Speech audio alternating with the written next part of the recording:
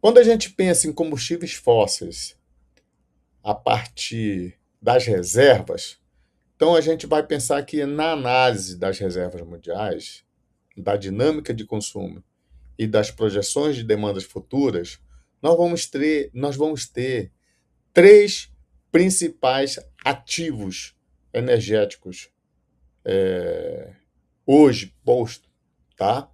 Que são o petróleo, o gás natural e o carvão mineral, tá? Então, o petróleo ele tem três pontos que precisamos considerar, que é a concentração das reservas estratégicas geopolíticas, tá? E ainda é motivo de conflitos e guerras, né? Então, por conta dessas reservas estratégicas nas nações, a alta demanda impulsionada pela indústria de base, indústria química e a área de transporte, tá?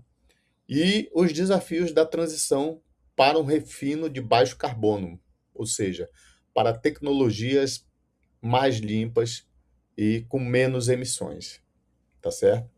Então, esses são os grandes pontos na questão do petróleo. Na questão do gás natural, o gás natural hoje é um ativo energético de fonte fóssil que praticamente é o principal ativo na transição energética, por conta do papel que ele ocupa na transição para tecnologias de baixo carbono, na transição para a descarbonização. Então, então, por conta disso, há uma demanda crescente desse ativo energético para a geração elétrica, a partir das termoelétricas, mais uma demanda crescente para a geração termoflexível, ou seja, geração termoelétrica flexível. É, e também possui uma dependência de infraestrutura complexa de gasodutos. Tá? Então, nós temos aqui no Amazonas o exemplo de Coari, como foi complexo construir aquele gasoduto que vem do município de Coari, mais de 300 quilômetros de gasoduto, até Manaus. E um terceiro ativo energético de fonte fóssil, combustível fóssil, é o carvão mineral, que é abundante, globalmente, possui uma grande abundância, com alta intensidade de carbono. Desses três é o ativo com maior capacidade calorífica, com alta intensidade de carbono, demanda ainda forte na indústria de base e nas siderurgias, tá? Ainda tem uma demanda forte nesses dois setores industriais, mas também tem uma forte pressão para a descarbonização e a sua substituição acelerada. Tá? Isso é o carvão mineral. E olhando aqui para as reservas de petróleo e gás natural no Brasil, nós vamos ver que a análise dessas riquezas ela deve ser feita de forma estratégica, principalmente pensando nas riquezas estratégicas terrestres, marítimas e quero olhar aqui, vamos fazer um olhar aqui especial para o potencial da região amazônica, tá?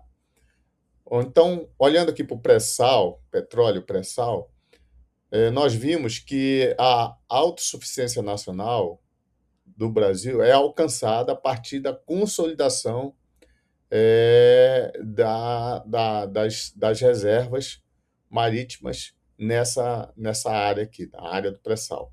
Então, o Brasil é autossuficiente hoje e está consolidado como grande produtor global por conta dessas reservas gigantescas, né, essas reservas marítimas.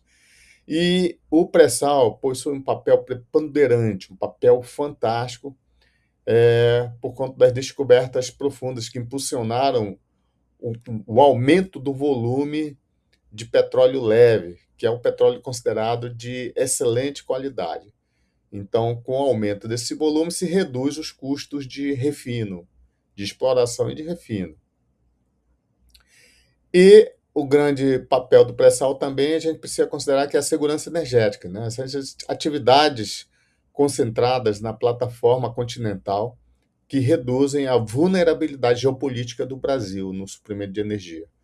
Então, garante o suprimento energético com a dita segurança energética.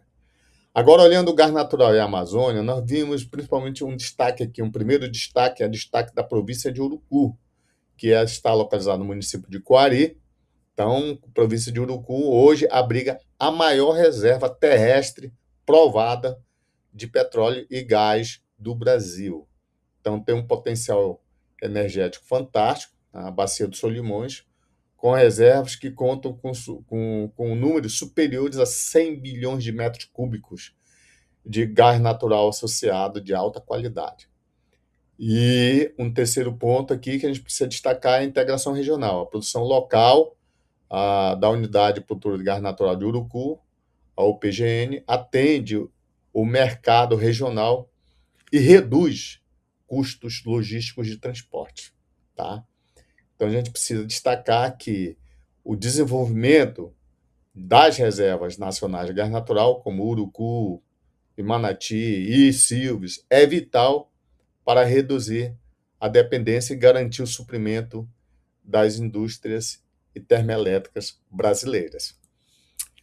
Então, só pensando um pouquinho mais nessas reservas de gás natural, do petróleo e gás natural no Brasil, e agora pensando nos potenciais e nos desafios dessas reservas, nós podemos pensar aqui no petróleo na margem equatorial, tá? Que é considerado a nova fronteira da exploração.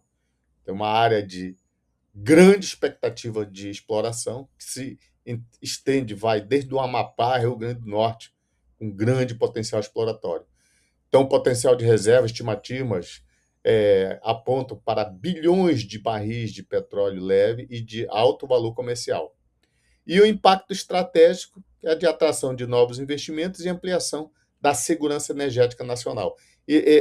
Nesses dados aqui, pode ser visto aqui nesse link, não esqueçam de consultar esses links que são colocados nos slides.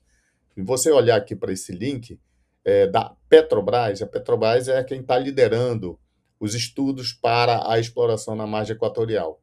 Então, você vai ver aqui, nos dados colocados pela empresa, que realmente essa margem vem aqui desde o Amapá, na foz do Amazonas, até o Rio Grande do Norte. Então, não esqueçam de acessar esse link. Pensando aqui no gás natural na Amazônia, um pouquinho mais pensando na província de Silves, o gás de Silves é o gás do Campo do Azulão, tá? Que é hoje explorado pela Eneva, tá? O Campo do Azulão Complexo, tá? E tem um potencial energético para geração térmica integrada ao Sistema Interligado Nacional, sim. Já tem uma usina, uma grande usina, uma das maiores do país, instalada naquela região de Silves, no Amazonas. Tem também a importância estratégica da integração nacional para impulsionar matrizes energéticas. Não esqueçam também de consultar esse link aqui, que tem dados da empresa, da Eneva, que está explorando aquela região, e vocês vão ter um estudo mais aprofundado. Ok? Então, também não esqueçam de consultar a nossa bibliografia básica e a nossa bibliografia complementar. Bom trabalho a todos!